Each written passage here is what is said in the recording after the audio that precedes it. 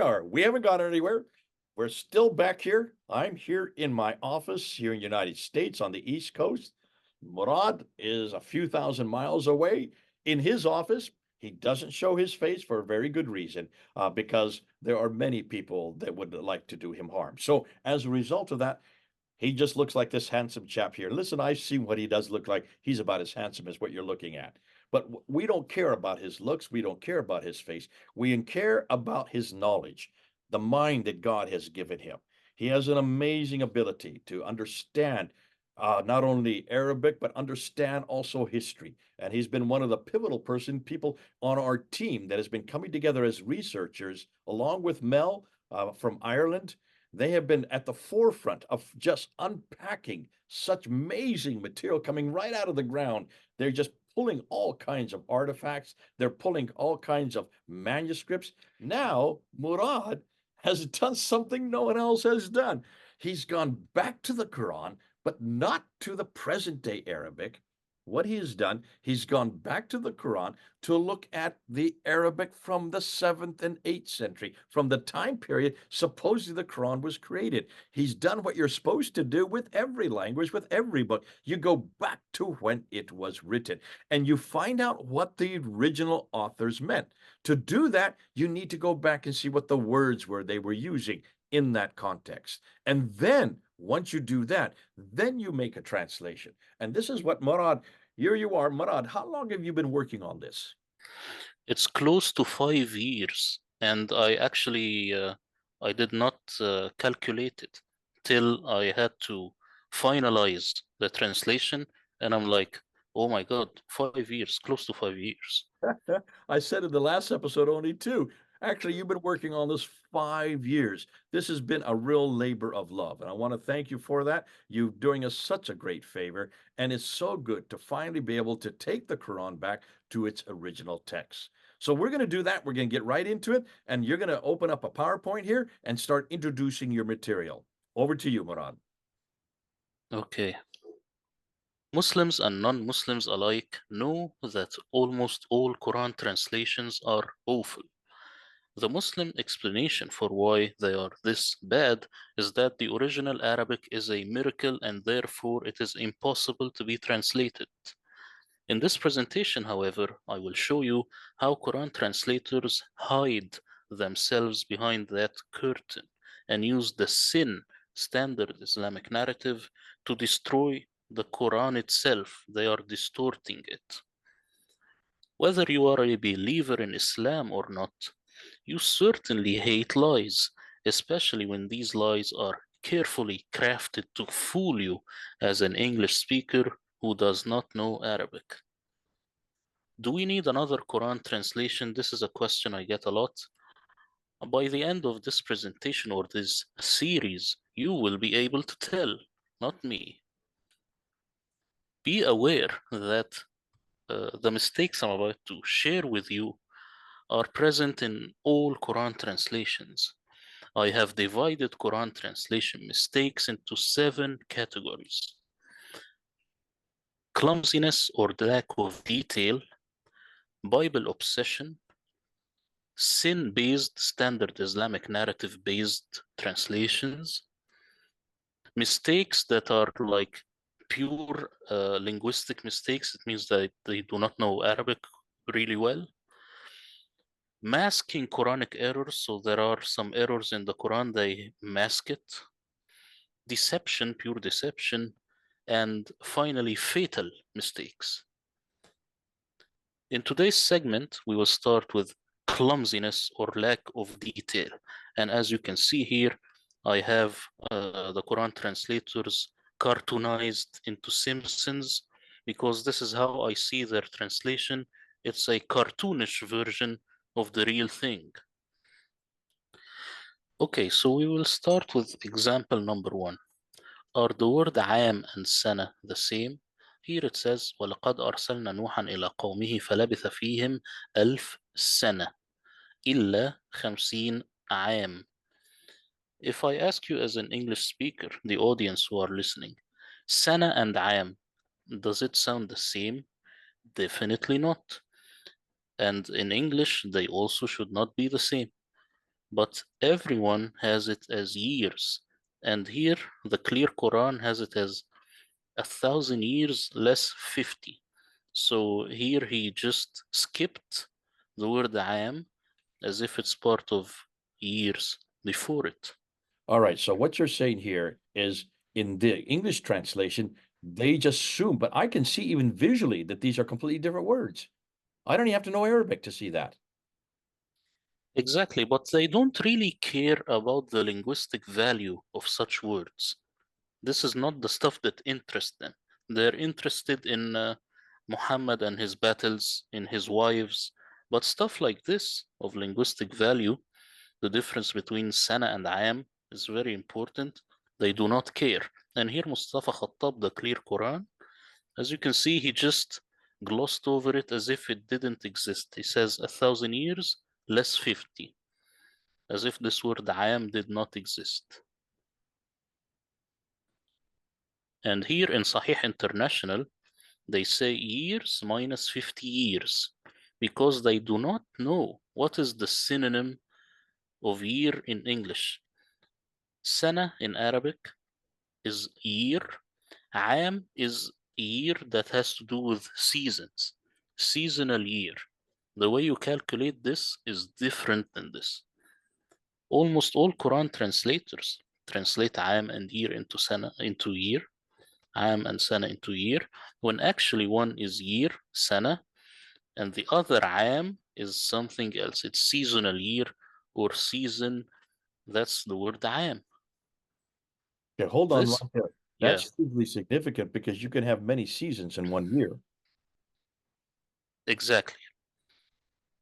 So this is But a yeah, mistranslation right there. Minus 50 years, it's minus 50 seasons. That would put a huge difference on the number of years we're talking about.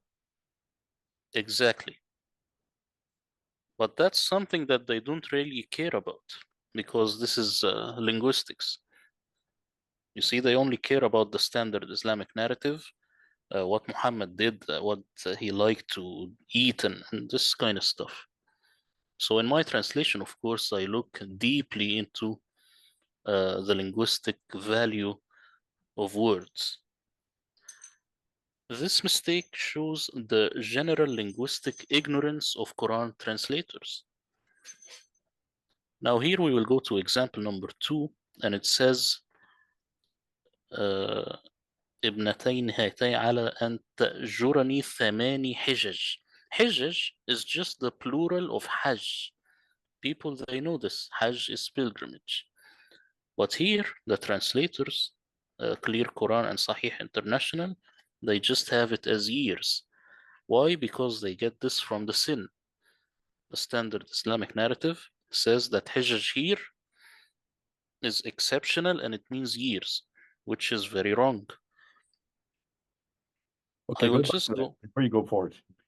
So yeah, basically what you're saying here, this should be in my service for 80 Hajjs, or you serve me for 80 Hajjs. The comeback they'll say is, yes, but a Hajj is only once a year. Am I correct? So why not put year there? because this makes it flimsy. And it now you do not have the exact same word in the Quran. Now, if someone who is doing the academic work and wants to progress in academia, you have to give him the exact literal word. And I asked the question, what's the problem with putting Hajj there? What's the problem with putting pilgrimage there? You see? Yeah, yeah. Okay, good stuff. Terrific. Excellent.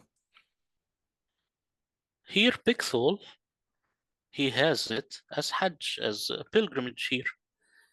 So there is one translator who knows that it's, I'm just putting this up so that people don't say I'm making stuff up.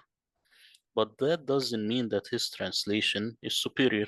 He just happens to get this one right and a lot of other things wrong. Now we will move to a third example. These translators, they fail in math. This word here, ضعف, I have looked deeply into this word. They say it means multiplied. Here with Mustafa Khattab, Clear Quran. Sahih International has it as double, which is correct. ضعف is double. Now, if we move here, to ضعفين. ربنا آتهم ضعفين من العذاب. ضعف is not the same as ضعفين. ضعفين is two doubles, but here they have it as double. It should be two doubles, which is an equal of 4. So here it's saying our Lord gave them two doubles of torment. That's what's going on. Now, of course, someone could argue, Murad, this is very trivial. I will tell him, if everything is trivial in your eyes, then you have a very flimsy, clumsy translation.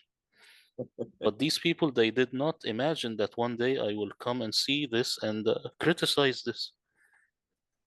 I mean, I have to laugh because our Lord gives the double our punishment. It should be quadruple our punishment is what it really should be, which is a lot more severe. Exactly. The Quranic author is saying quadruple to make it more severe. Now you just say double? Why? Okay, good stuff. Moving on, this one is very critical. It's about the word بضع. Let's see here. فلبث في السجن بضع سنين. بضع. Here they say several years. Again, this is I'm bringing these examples because these two translations are the most one that lure Muslim converts in, the Western people.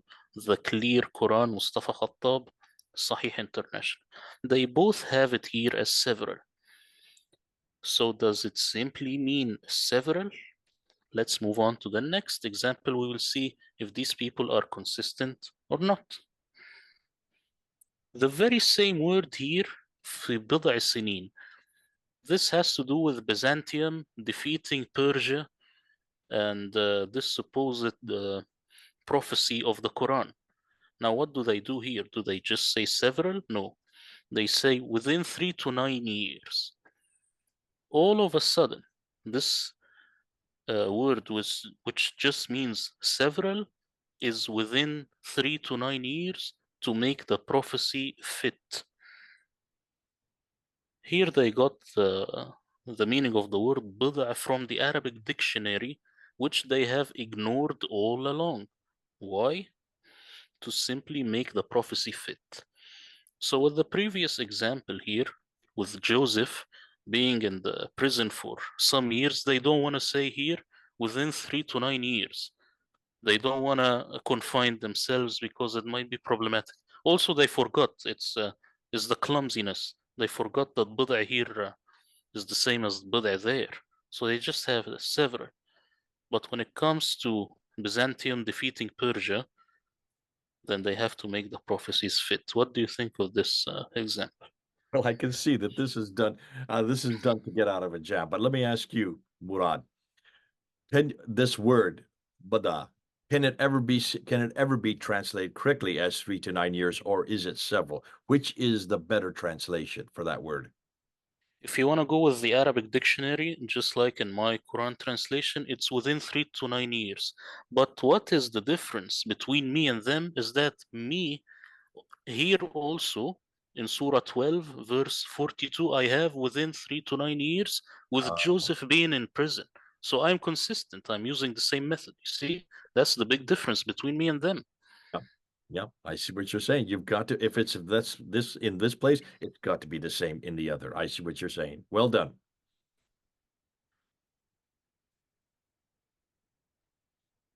The question here is why didn't they do the same with this verse? As we were saying, one, because they forgot. Two, because they don't care at this point. They only care when it makes the Quran seem to have stated a correct prophecy.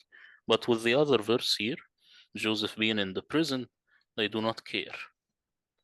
So this is segment one, the clumsiness of Quran translators.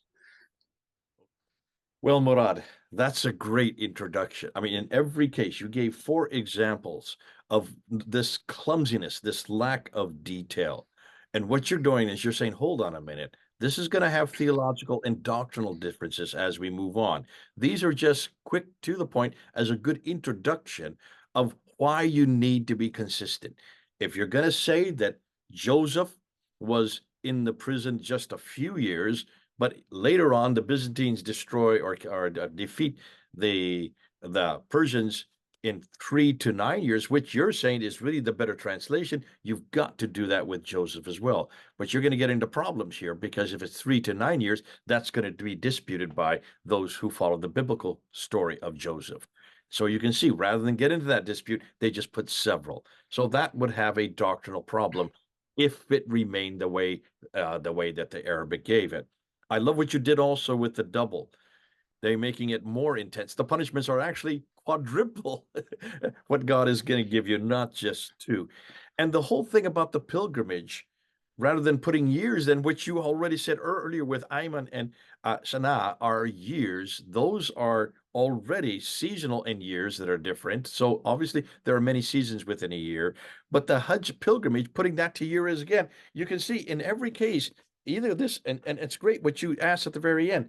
Did they forget that they were now translating in Arabic? They forget their Arabic, or are they just lazy and didn't care?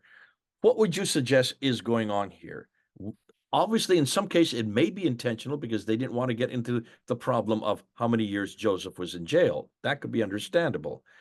But the other cases, it looks like they're just inept. What would you say, Murad?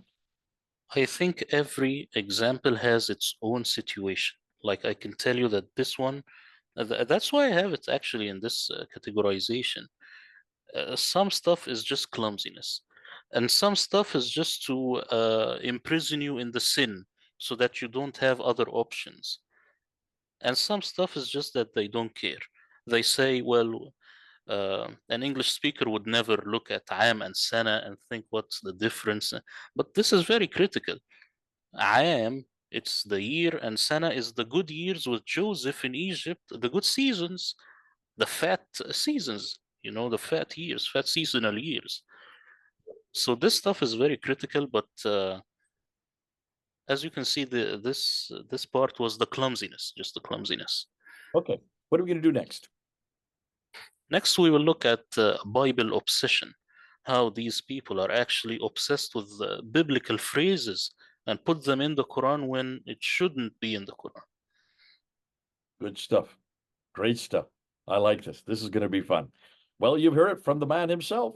We're bringing him on board to go back to the original Arabic, to go back to the Arabic that did exist, and to find out the translators today. It looks like right across the board, they forgot to go to do what every linguist should do, every archaeologist should do, every historian should do. Go and look at the text from when the author lived or when the environment that the author lived. Do not impose your understanding of those words or that text or those phrases or your meanings onto that text. So this has been exciting. We're looking at the clumsiness. Next, we look at Bible obsession. This is Murad and Jay. Over and out.